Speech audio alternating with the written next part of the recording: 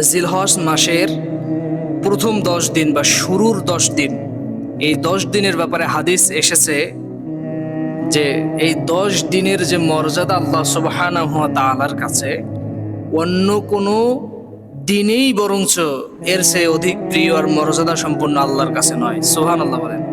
সুবহানাল্লাহি ওয়া বিহামদিহি। কি পরিমাণে মর্যাদা জিলহজ মাসের শুরুর 10 দিন, এর ফজিলতটা কি? জিলহজ মাসের শুরুর 10 দিন এর ফজিলতটা কি, কি রকম মর্যাদা এর রয়েছে আল্লাহ সুবহানাহু ওয়া তাআলার কাছে, একটু মনোযোগ দেন প্রিয় ভাইরা। রাসূল সাল্লাল্লাহু আলাইহি ওয়াসাল্লাম বলেন, জিলহজ মাসের একদিন, কয়দিন? জিলহজ মাসের একদিন অন্যান্য বছরের 1000 দিনের সমান। সুবহানাল্লাহ বলেন। আর আরাফার দিন, এই জিলহজ মাসের 10 দিনের ভেতরে কিন্তু আরাফার দিন আছে। এই আরাফার দিনের মর্যাদা হলো 10,000 দিনের সমান। সুবহানাল্লাহি ওয়া বিহামদিহি। কি পরিমাণে মর্যাদা এই মাসের শুরুর দিকে রয়েছে, কি পরিমাণ মর্যাদা! সাহাবী প্রশ্ন করলেন, ইয়া রাসূলুল্লাহ, ওয়ালাল জিহাদু ফি সাবিলিল্লাহ, জিহাদের চাইতেও কি এই 10 দিনের মর্যাদা আল্লাহর কাছে বেশি? আল্লাহ রসুল বলেন যে ওয়ালাল জিহাদু ফি সাবিলিল্লাহ, হ্যাঁ, জিহাদের চেয়েও এই 10 দিনের মূল্য আল্লাহ সুবহানাহু ওয়া তাআলার কাছে সবচেয়ে বেশি। সুবহানাল্লাহ বলেন। কিন্তু হ্যাঁ, ওই ব্যক্তি নয়, ওই ব্যক্তির হিসাব আলাদা। যে ব্যক্তি তারা জান ও মাল নিয়ে বের হয়ে গেছে আল্লাহর রাস্তায়, তার আর অবশিষ্ট কিছুই ফিরে আসে নাই, মানে সে শহীদ হয়ে গিয়েছে, তার হিসাবটা আলাদা। তার হিসাবটা কি? তার হিসাবটা আলাদা।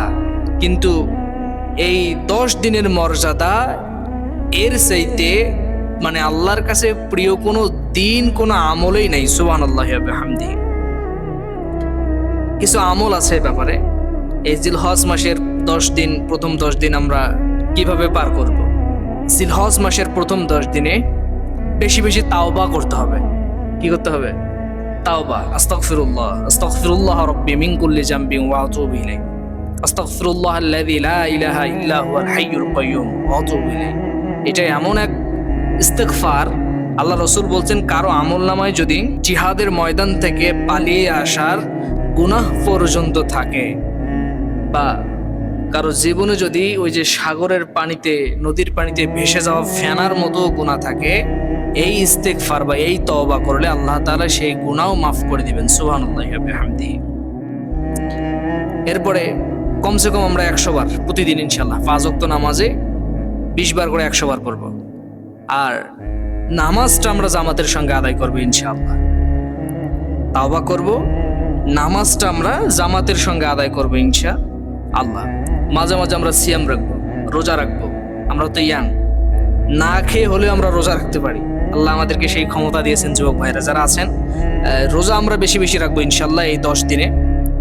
না পারলেও 5টা রোজা দেব। কয়টা? যদি নাও পারি, আরাফার দিন সহ 5টা রোজা দেবো ইনশাআল্লাহ। তবে আরাফার দিন আমাদেরকে রোজা রাখতেই হবে, মানে রাখতেই হবে, কোনো বিকল্প নাই। আরাফার দিন রোজা রাখলে কিরকম ফজিলত হবে?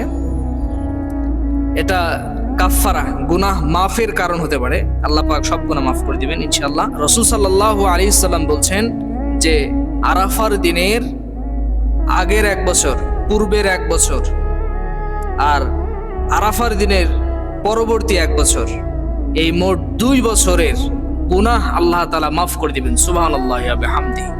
এই 2 বছর রোজা রাখলে যত সওয়াব হয়, টানা এই 2 বছর রোজা রাখলে যত সওয়াব হবে, আল্লাহ তাআলা আরাফার একটা রোজা রাখলেই আল্লাহ সেই পরিমাণ সওয়াব, রোজার সওয়াব বান্দার আমলনামায় দান করে দিবেন। সুবহানাল্লাহি ওয়া বিহামদিহি।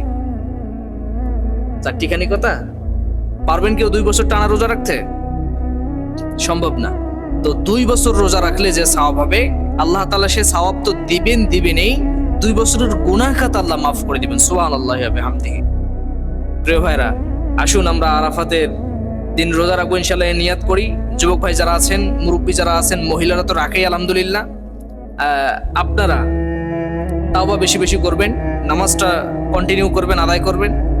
আর ইনশাআল্লাহ আরাফার দিনের রোজাটা আমরা রাখবো। আল্লাহ পাক কবুল করুন বলে আমিন। যারা কোরবানি করবেন, প্রত্যেকের মনোবাঞ্ছনা আল্লাহ তাআলা পূরণ করুক, কোরবানিগুলো আল্লাহ যেন কবুল করে, বলে আমিন।